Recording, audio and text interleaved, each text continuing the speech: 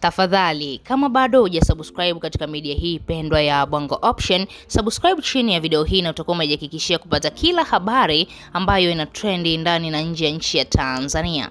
Moja kati ya habari ambayo siku ya leo bana kila mtu ameweza kuizungumzia huko kwenye mitandao ya kijamii ni baada tu ya Zuchu kuweza kutuma video katika ukurasa wake wa Snapchat akiwa analia, analalamika kuhusiana na ndoa yake pamoja na msanii Diamond Platnumz.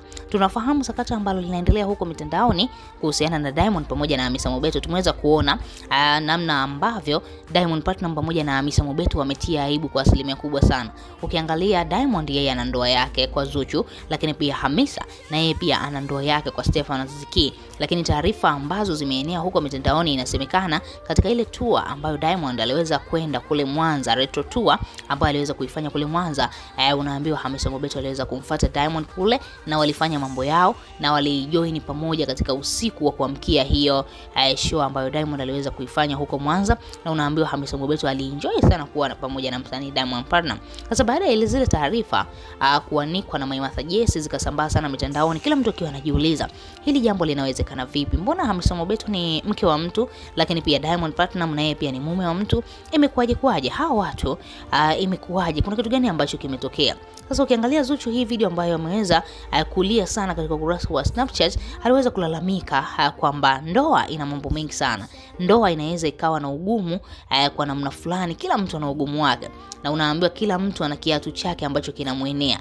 Ukiona umekuwa na mwanaume katika ndoa yako, mwanaume wako amekuoa, basi jitahidi sana kumvumilia, jitahidi sana kumpenda, kwa sababu Zuchu anakuambia hawa viumbe wanakasirisha sana na wanakwaza sana. Lakini kitu kingine ambacho amekizungumza hapo, kitu ambacho kinamuumiza zaidi katika masuala mazima ya ndoa yake, anakuambia ni mwanaume kutokuheshimu.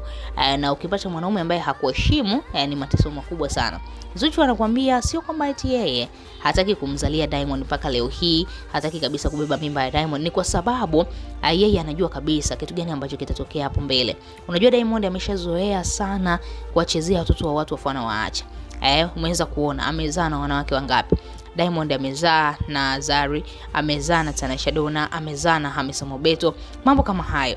Lakini ukiangalia kwa wanawake wote hao, Diamond hakufanikiwa kuwaoa. Lakini kwa Zuchu alisimama kidete na kumlazimisha Diamond Platnumz aweze kumuona, tukashuhudia wazi Zuchu akaweza kufanikiwa kuolewa na Diamond. Lakini mateso ambayo Zuchu anayapitia katika ndoa ndo kama hivi. Mara Diamond ameenda katika show huku, mara amelala na mwanamke huyu, amelala na mwanamke yule. Japokuwa kweli kwa sababu tu Diamond ni msanii ndio maana tunaona mabaya yake, lakini wanaume wengi kwa asilimia kubwa sana wameumbiwa tamaa, tofauti na sisi wanawake. Mwanamke unaweza kumwangalia mwanaume tu hivi ukasema ni mzuri, ni handsome boy, lakini huwezi kumtamani labda kwenda naye kulala naye. Lakini wanaume wameumbwa tofauti sana. Kimwangalia mwanamke hivi alivyoumbika, akiangalia shepu lake, anapagawa, ana data, anaanza kufikiria fikra za kitandani moja kwa moja. Ndio maana wanaume wengi wanaangukia sana katika kuchiti, kuwasaliti wanawake zao, kwa sababu ni ngumu sana wao kusema au kukataa yale matamanio ambayo tayari yameshakuja katika macho. Mwanaume anashawishika na macho, lakini mwanamke mpaka umshawishi bwana, ni mpaka uhakikishe umekaa chini, umeweza kutunga mistari na kumsomesha. Wahuni wanakuambia unamsomea rada.